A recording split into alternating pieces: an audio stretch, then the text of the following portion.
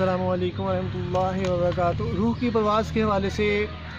اور جسم کی پرواز کے حوالے سے ویڈیوز بنا رہا ہوں، اور ایک طرف ظاہر بین لوگ ہوتے ہیں اور ایک طرف اہل دل، اہل عشق، اہل فقر، باطنی دنیا میں پرواز کرنے والے، روحانی پرواز کرنے والے، اور یہ اللہ روحانیت کے شہنشاہ اور صوفیہ اعظام نے روح کی پرواز کا سبق سرکار دو عالم حضرت محمد صلی اللہ علیہ وسلم سے وابستگی کے تحت ہی طے کیا۔ آپ نے بھی تمام معاشرتی برائیوں سے ناگواری کا اظہار کرتے ہوئے اصلاح معاشرہ کے لیے کام کیا اور باطل قوتوں کو بچھاڑ دیا۔ یہی صوفیہ اعظام کرتے ہیں کہ بھوک کاٹتے ہیں، پتھر پیٹ پہ باندھتے ہیں اور معاشرے میں توحید کا پرچم بلند کرتے ہیں اور انسانیت کی معراج کرواتے ہیں۔ اور جتنے بھی رشتے جتنے آج بگڑے ہوئے ہیں، اس کی وجہ یہ ہے کہ ہم ظاہر بین ہو گئے ہیں، لبرل سوچوں کا شکار ہو گئے ہیں، اور ہم اپنی اسلامی تہذیب، ثقافت، محمد عربی سے عالم عربی، اس کو بلا چکے ہیں۔ سبق ملا ہے مراج مصطفیٰ سے مجھے کہ عالم بشریت کی زد میں ہے گردوں۔ سرکار صلی اللہ علیہ وسلم نے معاشرت کے لوگ خواہش نفس کا شکار تھے، آپ نے ان کے خلاف جہاد کیا، ان کو ہدایت دی، حکمت و دنائی کی طرف لے کے آئے تاکہ لوگ ظاہر بین دنیا میں نہ پھنس جائیں، ذات پات رنگ نسل میں، بلکہ وہ اللہ سے وابستگی پیدا کریں اور اللہ تعالیٰ کے بندے بن کے رہیں، کہ اللہ تعالیٰ سے وہ جام عشق پئیں اور اللہ تعالیٰ کی طرف سے ان پہ اللہ کی رحمتیں مزید بڑھیں، اور یوں ایک ایسی میرا لشکر تیار ہو، فوج تیار ہو، میرے ایسے جانسر تیار ہوں جو پیٹ پہ پتھر باندھیں اور عہدہ، طاقت، دولت کے پجاریوں کو بچھاڑ دیں، متکبرین کو بچھاڑ دیں، ہر وہ شخص جو اللہ کے حکم کی عدولی کرے اس کو بچھاڑ دیں، اور انسانوں کو انسانیت کے مقام پہ فائز کریں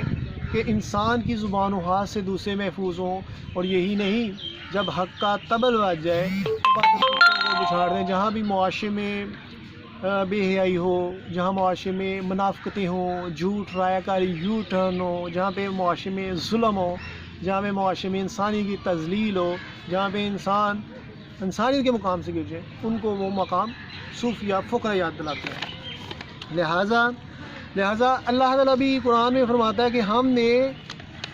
انسان کو فضیلت دی۔ انسان کو فضیلت کس بیس پہ دی؟ حضرت آدم علیہ السلام کو تمام اشیاء کے نام بتا دیے، اور فرشتوں نے کہا کہ یہ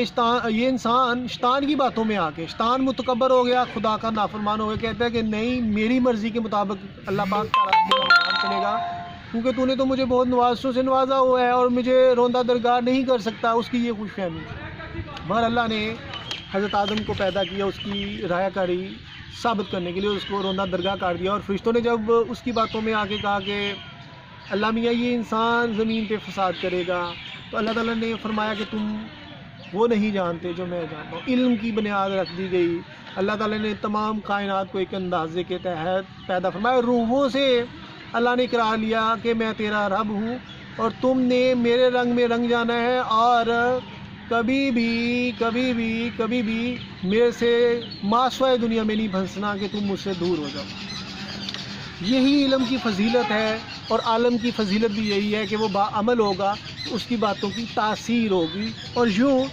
یوں معاشرے میں جہالت کا خاتمہ ہوگا، اور دوسری طرف باکردار شخصیات ہونے کی وجہ سے معاشرے میں جھوٹے، نکمے اور دعوے دار پیدا نہیں ہوں گے۔ مگر بدقسمتی کی بات دیکھیے، جب کاپی پیسٹ والا اسلام آ گیا اور جب ہم عملی طور پہ اس کا نام کیا ناکام ہو گئے، پھر توبہ کے نام پہ گناہوں کے پرمٹ دے دی۔ حقیقت یہ کہ ہم سچ نہیں بولتے، حرام سے پرے نہیں جاتے، اور اپنی ظاہری زندگی کو پروان چڑھانے کے لیے جب سرکار کی تعلیمات سے انحراف کر دیتے ہیں، تو پھر ہم اپنے مقام سے گر جاتے ہیں، اور اسی کو اللہ تعالیٰ کہتا ہے کہ تم خسارے میں ہو۔ اے انسان، تو خسارے میں ہے، کیوں خسارے میں ہے؟ کہ تمہیں شعور دراگ دیا، تو نے اس کا غلط استعمال کیا، اور یوں تم اپنی فضیلت سے، اپنے مقام سے گر گئے، اور تم میں پھر بے یقینی پیدا ہوگی، وصف سے جنم لیں گے، اور تم شیطان کے پیروکار ہو کے تباہی بربادی، تمہیں گنگے بہرے اندھے کر دیا جائے گا۔ اسی لیے صوفیہ سرکار سے نسبتیں ختم نہیں کرتے، خالی دعوے کر لینا سرکار سے نسبت نہیں، بلکہ سرکار کے رنگ میں رنگ جانا ہی نسبت ہے، کہ پیٹ پہ پتھر باندھ کے حق کے پلیٹ فارم قائم کر کے پہلے اپنے پیکری خاکی میں جان صوفیہ پیدا کرتے ہیں، پھر بعد میں وہ کفر کے وانوں میں لرزہ طاری کرتے ہیں اور بتاتے ہیں کہ ہم تمام طرح کے وہ جتنے بھی ظاہر بین لوگ ہیں ہم ان سے پرے ہیں، ہم تو وہی جام عشق پیے ہوئے ہیں جو سرکار سے ہمیں ملا۔ اس لیے صوفیہ تنہا دنیا فتح کرتی ہیں ان کی روحانی پرواز کی وجہ سے، اور وہ شعور رکھتی ہیں۔ اور اللہ کی بارگاہ میں ادب کیسے قائم ہوتا ہے؟ اگر انسان کوئی پاکیزہ ہے تو وہ اللہ کی بارگاہ میں کھڑا ہونے کا ادب حاصل کرتا ہے، جیسے فرشتوں کی جگہ ہونے کی وجہ سے ادب مل گیا کھڑا ہونے کا۔ آگے فضیلت مل رہی ہے علم کی وجہ سے اور عمل کی وجہ سے۔ اگر آپ پاکیزہ بھی نہیں ہوں اور اپنے علم سے بھی انحراف کی ہوئے، وہ علم وہ حکمت و دانائی جو اللہ دیتا ہے آپ کو کہ تم پرواز کرو، اپنی روحانی پرواز بلند کرو، اس سے بھی لا تعلقی کرتے ہو، پھر اللہ تعالیٰ تم کو تمہارے حال پہ چھوڑ دیتا ہے اور پھر تباہیاں بربادیاں جنم لیتی ہیں۔ سرکار صلی اللہ علیہ وسلم نے معاشرے کے مثالی نظام قائم کیا، وہاں پہ کسی کو توبہ کے نام پہ گناہوں کے پرور نہیں دی گئے۔ سرکار نے بھی اپنے صحاب اپنے گھر والوں کو یہ تک بتا دیا کہ اگرچہ تمہاری نسبتیں میرے ساتھ ہیں، مگر میں تو مومنوں پہ اللہ بہت احسان کرتا ہے اور ان کے قلوب کو پاکیزہ کرتا ہے اور ان کو اللہ کے قریب تر کرتا ہے، اور یہ اللہ تعالیٰ اپنا احسان قرآن میں یاد دلاتا ہے۔ تو سرکار فرماتے ہیں کہ تم میری نسبت کی طرف تمہیں فائدہ ہے کہ تم پہ بھی اللہ کی رحمتیں نازل ہو رہی ہیں، مگر اپنے اعمال کو درست کرو، اپنی سوچ کو درست کرو تاکہ تم حق پہ کاربند ہو سکو اور میری ہی طرح تم اللہ تعالیٰ سے وہ بستیاں قائم کر سکو جو اللہ تعالیٰ ایک مرد مومن کا شیوا فرماتا ہے۔ تو لہٰذا سرکار صلی اللہ علیہ وسلم نے بھی پاکیزگی اور بلند کرداری اپنے اصحاب میں بھر دی، اسی لیے آدھی دنیا تک اسلام پھیلنے کی طرف چلا گیا۔ وہ بھی اسودہ حال ہونے کی باوجود انہوں نے اپنے پیٹ پہ پتھر مانگ دے، کیونکہ امت کا غم تھا اور وہ اپنی رقم اپنی تجارت کے سارے پیسے اصحاب رسول نے اللہ کی مخلوق کے لیے اور جہاد کے لیے اور قحط سالی کے لیے اور میٹھے پانی کنویں کے لیے تقسیم کر دی، اور یوں کبھی انصار و مہاجرین کا تصور دیا۔ یہ معراج قوموں کے لیے موت ہے مرکز سے جدائی، ہو صاحب مرکز تو خود ہی خود خدائی۔ تو لہٰذا اگر انسان کی تمام کوششوں کا حاصل ہی فوت ہو جائے تو اس کا کیا فائدہ؟ اگر یہ معراج مصطفیٰ سے پتہ چلتا ہے کہ اللہ تعالیٰ کسی کی کوشش رائے گاہ نہیں جاننے دیتا، اور اسی طرح اللہ نے نماز کا تحفہ دیا اور اللہ نے انسان کو اپنے قریب کیا، اور اللہ کہتا ہے کوئی میری طرف ایک طرف آئے گا میں دو طرف آؤں گا۔ اللہ نے مومنین پہ بڑا احسان کیا ہے، اور جیسے سرکار سے معجزات کا ظہور ہوتا ہے، اللہ کے اولیاء سے کرامات کا ظہور ہوتا ہے، کیونکہ نبی صلی اللہ علیہ وسلم سے وابستگی کی وجہ سے، اور نے مثالی معاشرہ قائم کیا تو منافقین مشرکین جو تھے وہ برائیاں ان پہ قائم تھے، شراب پیتے تھے، حرام کھاتے تھے، اپنا خاندانی حسب نسب پہ تکبر کرتے تھے، ذات پات رنگ قبیلوں پہ فخر کرتے تھے، اس کے علاوہ ظلم و زیادتیاں، قتل و غارت کے لامتناہی سلسلے اور تکبر اس طرح، انسانیت کی تذلیل اس طرح کہ لوگ خدا سے مایوس ہوئے۔ سرکار صلی اللہ علیہ وسلم نے معاشرے کو ایک طرف جہالت دور کی، علم کی برتری سے، علم کی فضیلت ہونے کی وجہ سے تم میں سے بہتر وہ ہے جو متقی ہے اور جو اہل علم سے پوچھ لو اگر نہیں پتا تو۔ سرکار نے ان کی جہالتوں کا انہیں شعور دیا کہ تم غلط ہو اور یہ راستہ درست ہے، جہاں پہ انسانیت کی فلاح ہے، جہاں پہ ہر کوئی اللہ کے سامنے اللہ کو بادشاہ مانتے ہوئے جوابدہ سمجھے۔ تو لہٰذا یہ ساری جہالتیں ختم کی، دوسری طرف اپنے ایمان کی روشنی دے کے اپنے صاحب کو بھیج دیا پوری دنیا میں، تاکہ جہاں جہاں اندھیرا ہے وہاں پہ روشنی کرتے جائیں اور اللہ کے پیغام پھیلاتے جائیں اور مایوسی میں خاتمہ کریں، کیونکہ شیطان چاہتا ہے کہ لوگ وسوسات کا شکار ہوں، شیطان چاہتا ہے کہ انسان بھٹکے، شیطان چاہتا ہے کہ لوگ اللہ سے مایوس ہو کے کوئی خودکشی کرے، کوئی حرام کرے۔ اس لیے اللہ تعالیٰ کہتا ہے اپنی لادوں کو بھوک کے ڈر سے نہ مارو، اللہ تعالیٰ کہتا ہے کہ اللہ تعالیٰ نے ہر کسی کو حقوق دے دیے، اللہ تعالیٰ نے ہر ایک کے دائرہ اختیار بنا دیے تاکہ کوئی بھی حدیں نہ پھلانگے اور ہر کوئی اپنے آپ کو اللہ کے سامنے جوابدہ تصور سمجھے۔ مگر افسوس مولویوں نے توبہ کے نام پہ گناہوں کے پرمٹ دے کے خدا کی حدوں کو بھی پامال کر دیا۔ خدا اور وہ حدیں لگتی تھیں مدینہ شریف میں اللہ نبی صلی اللہ علیہ وسلم کے دور میں، جو لوگ بھی قانون کو ہاتھ میں لیتے تھے، شرابی کو، زانی کو، فاسق فاجر کو، جتنے بھی لوگ تھے ان کو سزائیں ملتی نہیں۔ حضرت عمر نے اپنے بیٹے کو خود سزا دی۔ تو لہٰذا اسلام میں اگر یہ مولوی کہ جو مرضی کرو رب کھینچ دے گا تو پھر آپ کی روح کی پرواز ختم ہو جائے گی، اب تباہ و برباد ہو جائے گا۔ دوسری طرف قاتل کو کہہ دو تو قتل کری جا، شرابی کو کہہ دے تو شراب پی جا، زانی کو کہہ دے زنا کری جا، ظالم کو کہہ دے تو ظلم کیے جا، اور بد کرداروں کو کھلی چھٹی مل گئی اور یوں میچ فکس کر کے معاشرے کو تباہ کر دیا۔ تو پھر پاکیزہ شخصیات کو پھر اسی لیے ہر دوار میں ان کے ساتھ ظلم و زیادتیاں ہوتی رہی ہیں، اور ہر دوار میں دیکھا جائے اللہ نے اپنے نیک بندے بھی پیدا کیے جن کی روح پرواز کی ہوتی ہے، گردن نہ جھکی جس کی جہانگیر کے آگے مجد الفسانی کا دور دیکھ لیں۔ علامہ اقبال، حضرت اقبال کو بھی دیکھ لیں کہ انہوں نے کس طرح پاکستان کے حصول کے لیے مسلم امہ کی ہدایت کے حوالے سے ایک ایسا مشن کامیاب پہ گامزن رہے اور پاکستان بن گیا۔ قائد اعظم کہتے تھے اگر میرے پاس اقبال کے نظریات ہو تو میں کئی پاکستان بنا سکتا ہوں، اور قائد اعظم کردار کی جس خوبصورتی پہ تھے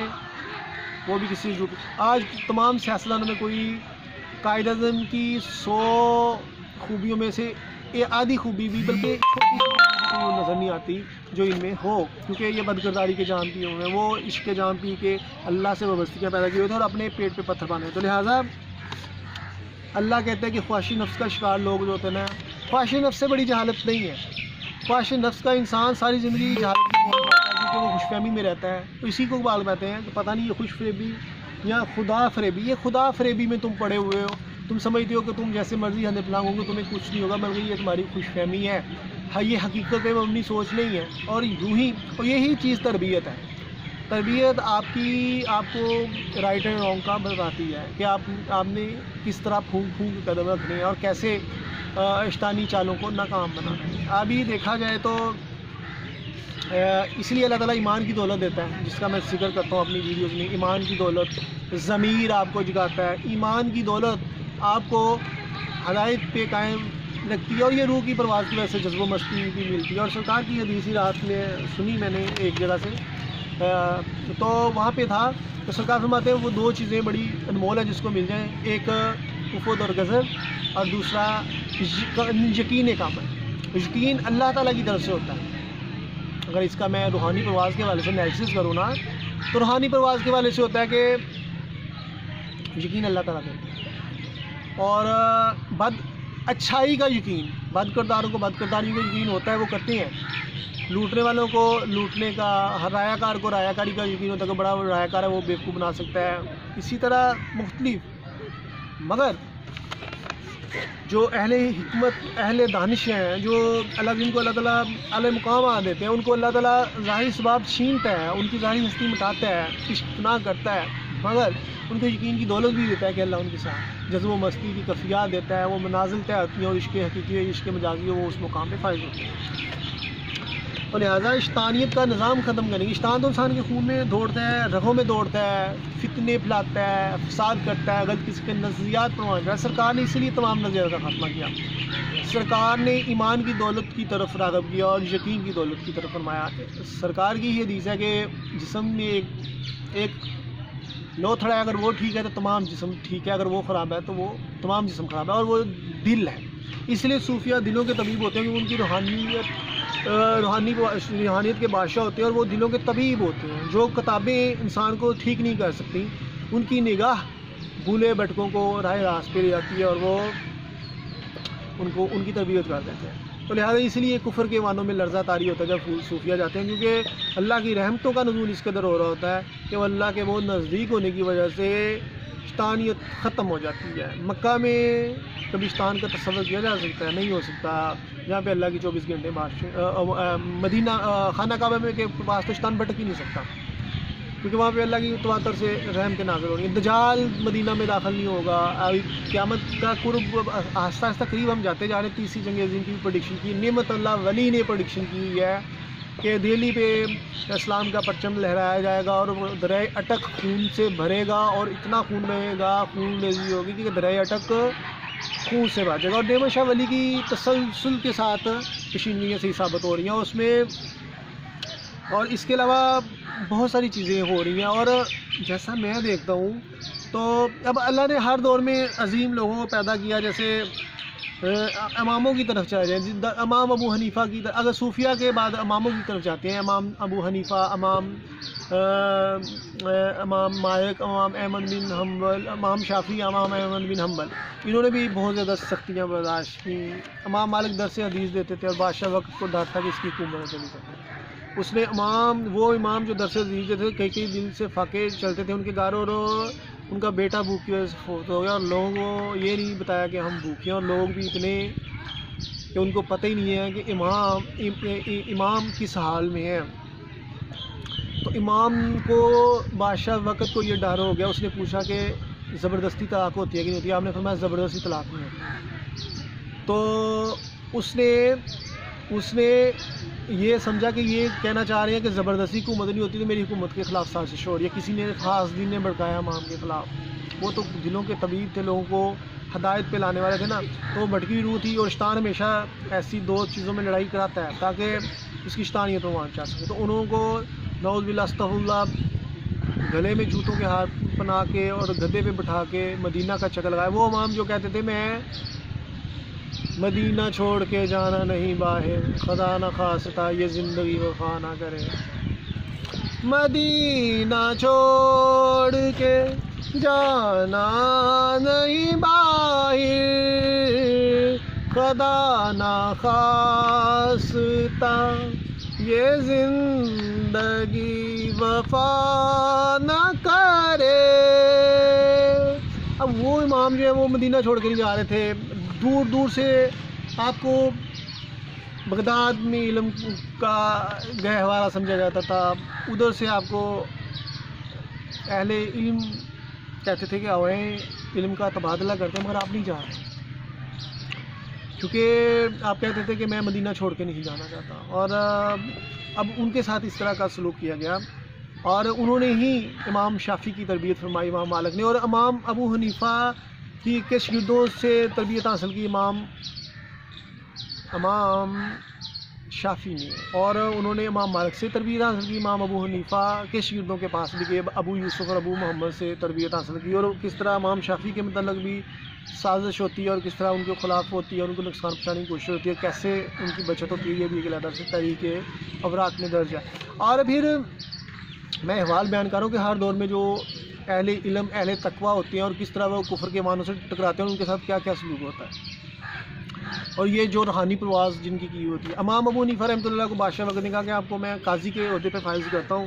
تو آپ نے انکار کر دیا. داتا صاحب کشف المجوب میں فرماتے ہیں کہ آپ نے انکار کر دیا. داتا صاحب امام ابو حنیفہ کو اپنا امام مانتے، تو امام مانتے ہیں، تو اس کا نام کیا ہے کہ امام مانتے ہیں. تو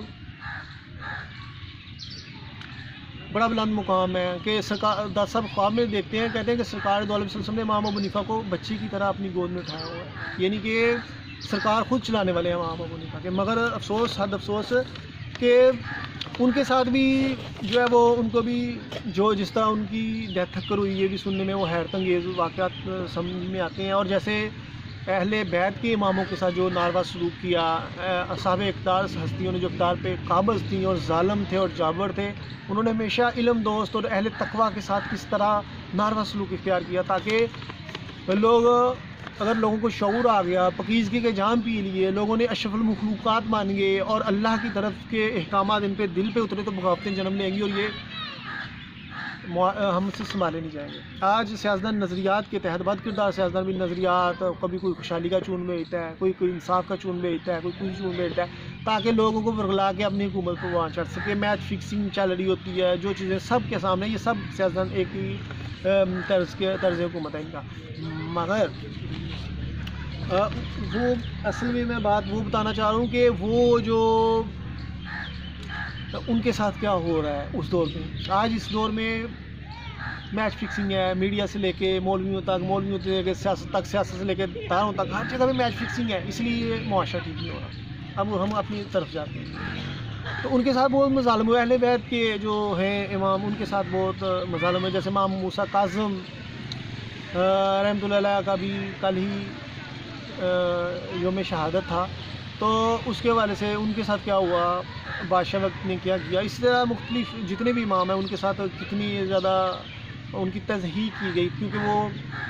اللہ سے وابستگی پیدا کرنا چاہتے تھے عوام کی، تاکہ لوگ اس قابل ہو سکیں کہ وہ خدا کے بارگاہ میں کھڑے ہو سکیں اور خواہش نفس کا خاتمہ کر لیں، اپنی جہالت کا خاتمہ کر لیں اور ان کی روح پرواز کریں، تو پھر وہ حقیقی معنوں میں شیطانیت کا خاتمہ ہوگا اور یوں ایک فلاحی ریاست کا تصور قائم ہوگا۔ فرعون بھی دنیا کو اپنے نظریات کے تحت آنکھنے لگا، وہ شیطانی کا لبادہ اوڑھ کے، شیطان ہی اس میں سمایا ہوا تھا، لوگ کہتے ہیں میں خدا ہوں، اور ابراہیم علیہ السلام کو جو تکالیف اور پہنچائی گئی اور آگ روشن کی گئی اور بے خطر کود پڑا آتش نمرود میں، عشق عقل ہے محو تماشا لب بام ابھی، تو اور اسی طرح یزید، ہر وہ سوچ جو منافقت کا لبادہ اوڑھ لے وہ یزید ہی سوچ ہے، جو کبھی اسلام کو استعمال کرے، کبھی سچائی کو استعمال کرے، سچائی مثلا کہ نظریاتی طور پہ اپنے آپ کو سچا کوشش کرے مگر حقیقت میں اس کا کردار اس قابل نہ ہو، اسی طرح کبھی وہ اپنی طاقت کا غلط استعمال کریں، وہ یزیدی سوچ میں آتا ہے۔ اور اسی طرح تمام جو جتنے بھی لوگ ہیں، اب یہ جو ڈیفینیشن میں نے انٹرپریٹ کی ہے، تشریح کی ہے یزید کی فکر کی، کہ وہ منافقت کا لبادہ اڑے گا، کیونکہ وہ مسلمان ٹیگ لگتا ہے اس کے ساتھ منافقت بنے گا، اور پھر وہ کام وہ کرے گا جو شیطانی ہے، کیونکہ اس میں کردار کی خوبصورتی نہیں ہے، وہ بد کردار ہونے کی وجہ سے وہ معاشرے کو اپنی مرضی سے آنکتا ہے، اور جہاں پہ اسے دین سپورٹ کرتا ہے کہ اس کو تھوڑا سا آسائش ملتی ہے، وہ دین کو استعمال کر لیتا ہے تاکہ لوگوں کو بھٹکا سکے، جہاں پہ لوگوں کو بھٹکانا ہے دین کے تحت لوگ بھٹک جاتے ہیں، جہاں پہ دھمکی لگانی ہے وہ دھمکی، یہ چیزیں، تو لہٰذا اس کا بھی جیسے خاتمہ ہو بہت جلد ختم ہو گیا یزید بھی، اور جس طرح اس نے مظالم کیے اور اہل تقویٰ اور اہل بیت کی طہارت کے متعلق اور پاکیزگی کے متعلق جو ہیں واقعات وہ انمول ہیں۔ حضرت علی کرم اللہ وجہ سے جو نسبتیں ان کی ہیں اور حضرت علی کرم اللہ وجہ کی جو مقامات ہیں، کہ حضرت عمر رضی اللہ تعالیٰ عنہ فرماتے ہیں کہ عمر ہلاک ہو جاتا اگر علی نہ ہوتے۔ حضرت علی کے شہر کا دروازہ ہے تو اور سوکھی روٹی کھاتے ہیں، تو اس لیے پوچھا گیا حضرت علی سے کہ آپ کی حکومت اتنی مثالی نہیں رہی، منافقین اتنے پنجے گاڑ لیے ہیں، اور حضرت عمر کا دور تو بہت مثالی تھا۔ آپ نے فرمایا اس کا وزیر علی تھا اور میں دو امور کر رہا ہوں خود۔ اب قاضی ان کے حضرت علی تھے، جتنے بھی دقیق مسئلے تھے، یہ ہے عدلیہ کا نظام، کہ کسی کے ساتھ زیادتی نہیں ہوتی ہے۔ آج عدلیہ کا نظام دیکھیں کہ ججز اپنے ہی 3-5 ججوں کا بینچ بنتا ہے، 3 ایک طرف 2 ایک طرف، مگر اس دور میں جو مجرم تھا وہ بھی مانتا تھا، اگر چاہے گواہیاں بھی آ جاتی تھیں کہ یہ بندہ غلط ہے، الزامات بھی لگتے ہیں نا، کوئی گواہ بھی خرید لیتے ہیں، تو مگر پھر بھی آپ کے فیصلے اس قدر تھے کہ نہ صرف گواہ بلکہ مجرم بھی مانتے تھے کہ وہ غلط ہے، اور جو فیصلہ آپ نے کیا ہے بالکل حقائق پہ مبنی اور سچا کیا ہے۔ مجرم کو اپنے جرم کا احساس اور جس کے ساتھ ناانصافی ہے اس کو یہ احساس ہونا کہ ابھی انصاف کا نظام قائم ہے، اور یہ روح کی پرواز تھی کہ آپ ایک ہی بات کو 50 مختلف طریقے سے آپ فرما دیتے تھے، اور حکمت و دانائی اتنی زیادہ کہ آپ کی باتیں سے ایسے جیسے منہ سے موتی جھڑتے ہیں، اتنی حکمت و دانائی نظر آتی ہے۔ آج بھی حضرت علی کرم اللہ کے قوال دیکھتے ہیں تو آپ کا دور جو ہے منافقین بہت زیادہ بڑھ گئے، وہ حضرت عثمان نرم گوشہ ہونے کی وجہ سے، سزائیں نہ دینے کی وجہ سے منافقین نے سر اٹھا لیا، اور آپ نے منافقین کو جب محاصہ کیا آپ کے گھر کا، پھر بھی آپ نے سزائیں نہ دی، اور یوں کیونکہ سرکار کی بھی نسبت سے آپ کو وہ جامع شہادت کی طرف اشارہ مل چکا ہوا تھا کہ آپ مدینے کی حرمت بھی پامال نہیں کرنا چاہتے، آپ کو شہید کا لقب سرکار نے اپنی زندگی میں دے دیا، لہٰذا آپ نے اس کو رضا رب کی سمجھتے ہوئے ایکشن نہیں لیا منافقین کی طرف۔ حضرت علی کرم اللہ وجہہ فرماتے ہیں کہ ہم ایکشن لیں گے مگر آپ نے انکار کر دیا۔ اب منافقین اس قدر ہو گئے ہوئے تھے کہ سنبھالے نہیں جا رہے تھے، کیونکہ سزائیں ملتی ہیں تو نظام صحیح رہتا ہے، سزائیں نہیں ملیں گی آج پاکستان کا نظام تباہ ہے، تمام جھوٹے لولے لنگڑے نکمے سیاستدان اس لیے ابھی ہیں کہ وہاں پہ سزائیں نہیں ہیں، اور جو سزائیں دینے والے ہیں جیسے عدلیہ کا نظام میں بتا رہا ہوں، 3 جج ادھر ہیں، 2 جج ادھر ہیں، اور ججز اگر اپنے فیصلے سے متفق نہیں ہیں تو جن پہ فیصلہ سنایا جا رہا ہے، how is the possible that ہی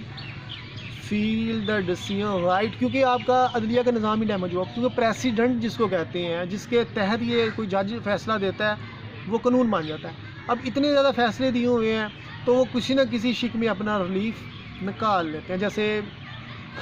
تو پھر اس وجہ سے پھر وہ قانون میں پیچیدگی آنے کی وجہ سے آپ کا انصاف کا نظام خراب ہے، اور اس قانون کو دوبارہ سے ٹھیک کرنا ہوگا اور صلاح کی طرف جانا ہوگا تو پھر یہ۔ اور دوسری طرف 62-63 کہ پاکستان آئین میں ہے کہ جو جھوٹا ہے وہ ریاست میں سیاست نہیں کر سکتا، جو اپنے اثاثے غلط ڈکلیئر کرے، جو اپنا شہریت غلط ثابت کرے، جو اس طرح کے مختلف سزائیں ہیں، جو بد کردار ہوں، کیونکہ اسلام میں با کردار شخصیات کو انمول ہوتی ہیں، مگر یہاں پہ نہیں ہے، تو کیونکہ ان کو پتہ ہے کہ سیاستدان بچتے ہی نہیں ہے، تو لہٰذا آئین کو پہ عمل ہی نہیں ہوتا، تو پھر یہ اس لیے بڑے شوخے ہو رہے ہوتے ہیں، کیونکہ ان کی سزائیں نہیں ہے، نہ عدلیہ کو اپنی عدالتوں کے قوانین میں اتنا مہام ہے کہ فیصلے ان کے صحیح ہو ہی نہیں، وہ فیصلے بھی کرتے ہیں تو وہ بستگیوں کی وجہ سے، یہ مجھے پسند ہے تو لہٰذا اس کے حق میں فیصلہ دے دو، جو قانون ہے اس کے مطابق فیصلہ ہوتا ہی نہیں، اور قانون میں جتنی پیچیدگیاں ہوگی میں نے بتا دی، تو لہٰذا وہ انصاف حضرت علی کرم اللہ وجہہ کو دیکھیں کہ جو مجرم ہے وہ بھی مان رہا ہے کہ آپ نے صحیح فیصلہ کیا، اور جس کے ساتھ ناانصافی وہ بھی کہتا ہے آپ نے صحیح فیصلہ، یہ ہے انصاف۔ یہاں پہ کیا ہے، قانون آندہ ہے اور جڑا مرضی گواہوں کو خرید لے اور جو مرضی فیصلہ لے لے، یہ ہے آپ کا نظام۔ یہاں پہ جتنا جھوٹ چل رہا ہے، جتنے مرضی گواہ آپ خرید سکتے ہو، تو اگر آپ نے پاکستان کا عدالتی نظام ٹھیک کرنا ہے تو پولیس کا نظام ٹھیک ہونا چاہیے، تاکہ کوئی بھی، اور اس کے لیے ضروری ہے کہ آپ کی ریاست کا نظام جو ہے پہلے معاشی طور پہ آپ کی ریاست مضبوط ہو، کیونکہ لوگ جو ہیں وہ، اور لوگوں کے لیے روزگار ہو، تاکہ لوگ اپنی تھوڑے سے فائدے کے لیے کسی کے علاقہ نہ بنے۔ آج سندھ میں وڈیرا سسٹم ہے، پاکستان میں جیسے نوکریوں کے نام پہ ہراسمنٹ ہو رہی ہے، جیسے وہ خوش آمدی درباری بنے ہوتے ہیں اپنی جاب میں ترقیوں کے حوالے سے، جیسے پاکستان میں گھریلو ملازمین کے ساتھ تشدد ہو رہا ہے، ان کو مار دیا جا رہا ہے، یہ واقعات کوڈ ہو رہے ہیں، تو واٹ از دس؟ انصاف ہوگا تو طاقتور کو ہوگا کہ میں قانون کو ہاتھ نہیں ہے، مگر یہاں پہ قانون ہے ہی نہیں ہے، تو ججز اپنے فیصلے 15 اور امیر کے لیے الگ قانون ہے، غریب کے لیے الگ ہے۔ لہذا کردار کی خوبصورتی سے ہی انسان کی ترقی اور معراج ممکن ہے، اللہ تک سے وہ بستی ممکن ہے، اس لیے میں یہ بتا رہا ہوں۔ یہ مولوی کی توبہ کی گناہوں کے نام کے پر خوش فہمی تو ہو سکتی ہے، مگر آپ کا کردار تباہ ہو چکا، کیونکہ آپ جب شیطان کے پیرو ہو جاتے ہیں تو پھر تباہ ہو جاتے ہیں۔ اللہ تعالیٰ عشق حقیقی کے بارے سے دیکھا جائے تو اگر آپ اچھے ہیں تو اچھے رائٹ پہ چل رہے ہیں، چھوٹی موٹی اللہ تعالیٰ کہتا ہے کہ چھوٹے موٹے انجانے میں کوئی پتہ نہیں چلا، آپ نے لا علمی کی بنیاد پر چھوٹی موٹی کوتاہی ہو گئی ہے تو اللہ برداشت کر لے گا، مگر کبیرہ گناہ نہیں معاف کرے گا، اللہ تعالیٰ فرماتا ہے۔ اور جو مولوی کہتا ہے کہ وہ مجھ سے مناظرہ کر لے، اور دوسری طرف اگر اللہ تعالیٰ معاف کرتا تو پھر نبی صلی اللہ علیہ وسلم نے حدیں کیوں قائم کی؟ حدیں قائم ہی اس لیے کی گئی تھی کہ تاکہ معاشرہ فلاحی ہو، بد کرداروں کی کوئی گنجائش نہیں ہے، تو لہذا یہ تو عشق حقیقی ہے۔ عشق مزاجی کی طرف لوٹیں ذرا، ایک شوہر ہے، اس کی بیوی اگرچہ اس کو کوئی اتنا سلیقہ مند نہیں ہے مگر وہ برداشت کرے گا، مگر ایسی بات سلیقہ عورت جو بد کردار ہے اس کو شوہر برداشت نہیں کرتا، غیرت مند، کیوں؟ کیونکہ وہ اس کی کردار کی توہین کر رہی ہے، اس کی پرسنالٹی کے منہ پہ تھپڑ مار رہی ہے کہ تم اس قابل نہیں ہو کہ تم مجھے مطمئن رکھ سکو، تم مجھے اصلاح کے طور پہ رکھ سکو، جبکہ اسی کو اللہ نے مجازی خدا بنایا شوہر کو۔ اگر وہ اہل علم ہے، شعور والا ہے اور مثالی پھر معاشرہ پہ وہاں چڑھتا ہے، ایک اچھی اولاد ہونے میں 2 مکس اپ سے ہی رات پیدا ہوتی ہے شخصیات کے، مگر اگر عورت ہی بھٹکی ہوئی ہے تو اس کے جذبات بھی بھٹکے ہوئے اولاد میں منتقل، اس طرح مرد بھٹکا ہوا ہے تو اس کے جذبات بھی اولاد میں ہی غلط قسم کے پینٹریٹ ہوں گے، تو پھر کیسے ممکن ہے کہ اچھے کردار والے معاشرے میں لوگ آئیں؟ کیونکہ ایک تو آپ کے بیج غلط مل گیا، منی کی صورت میں، اور دوسرا جو معاشرتی برائیاں جیسے کہ نمائی جا رہی ہیں، تو پھر معاشرے میں مثالی شخصیات اور اعلیٰ شخصیات ناپید ہو جاتی ہیں، اور اسی لیے پھر معاشرے میں تباہیاں جنم لیتی ہیں جب حیوانیت پروان چڑھتی ہے. اور جیسے مختلف ادوار میں اب قیامت کے نزدیک تو حیوانیت بہت زیادہ بڑھ جائے گی، شیطانیت بہت زیادہ بڑھ جائے گی، ہوس کے پجاریوں کی ہی چلے گی، اور یہ وہ، اور پھر کیسے اب جتنے فرقہ کرنے والے ہیں، جب امام مہدی علیہ السلام آئیں گے تو تمام سیدھے ہو جائیں گے. ان کو یا تو یہ کفر کے، یا تو یہ فارغ ہو جائیں گے جو ان کے بڑے بڑے دعوے، تو یہاں ان کو فرقہ واریت چھوڑ کے آپ کے پیروں تلے، آپ کے پرچم تلے جمع ہو کے دجال کے خلاف اور یہودیوں کے خلاف طبل جنگ بجنے کے بعد ان سے جنگ کریں گے. تو لہٰذا ابھی بڑے لوگوں کا نرم گوشہ جاگ رہا تھا، جناب یہ فلانٹنگ ہٹلر نے یہودیوں کو مار دیا، آپ کیا کہتے ہیں؟ میں نے کہا میری بات سنو، اللہ تعالیٰ ان کو خود نافرمان کہہ رہا ہے، اور اللہ تعالیٰ تو یہ تو یہودیوں کی بات ہے. اللہ تعالیٰ کہتا ہے کہ اگر تم مسلمان میرے نافرمان ہوں گے تو تم پہ میں دشمن مسلط کر دوں گا. تو وہ تو اللہ کے دشمن ہے، تو اس پہ تو اللہ نے وہ پھر نافرمان دشمن سے ٹکرا کے اللہ تباہ کر رہا ہے، دشمن کو دشمن سے تباہ کر رہا ہے. تو اللہ تعالیٰ کہتا ہے اگر تم سچے ہو تو اگر تم میری راہ سے ہٹو گے تو میں تم پہ دشمن مسلط کر دوں، تمہیں بے حیثیت کر دوں گا، تمہاری جگہ اور لے آؤں گا، پھر وہ میرے بندے حقیقی معنوں میں. تو لہٰذا پرواز کی روح کی پرواز حقیقت میں سرکار صلی اللہ علیہ وسلم سے ہی وابستگی کی وجہ سے تھا، اور وہاں پہ دعوے نہیں ہوتے، اور ظاہری ہستی بنا کر گفتار و کردار کی وجہ سے ہی انسان فاتح ہوتا ہے.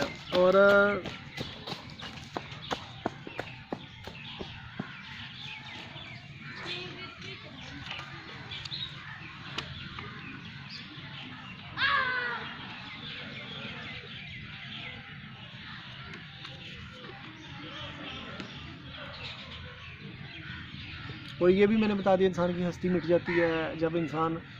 اور اسی طرح عورت جو ہوتی ہے، مجازی عشق کے حوالے سے بھی بتا رہا تھا، اگر ایک عورت میں یک رنگی نہیں تو اٹ مینس کہ وہ بٹی ہوئی ہے، وہ کسی اور کی طرف دار ہے، کسی اور کی، اور یوں بغاوت جنم لیتی ہے، اور یوں پھر گھر میں لڑائیاں چکلیشیں جنم لیتی ہیں، پھر بے معنی لڑائیاں جنم لیتی ہیں. اسی طرح مرد اگر نافرمان ہے تو وہ پھر بہانے سے اور سے لڑے گا، کبھی اس کی کسی باتوں میں نقص نکالے گا کیونکہ اس نے کہیں اور تماشے، اور حوث کے پجاری کبھی عشق نہیں کر سکتے کیونکہ ان کے جسم میں بغاوت شیطان پیدا کرتا ہے، کیونکہ وہ ان میں کردار میں تربیت نہ ہونے کی وجہ سے، پکیزہ نہ ہونے کی وجہ سے شیطان ان کو بھٹکاتا ہے، پل پل بھٹکاتا ہے، اور ساری زندگی قبر تک بھٹکتی ہے. اور جو پکیزہ شخصیات ہوتے ہیں وہ پل پل اپنے ایمان کی حفاظت کرتے ہوئے دنیا میں پکیزگی پھیلاتے ہیں اور معاشرے میں اللہ تعالیٰ کے پیغام کو عام کرتے ہیں، کیونکہ اللہ تعالیٰ ہدایت ہی متقیوں کو دیتا ہے. اور دوسری طرف دیکھا جائے تو مجھے ابھی ذہن میں ایک بڑی اچھی چیز آئی تھی جو نکل گئی ہے، دیکھا جائے تو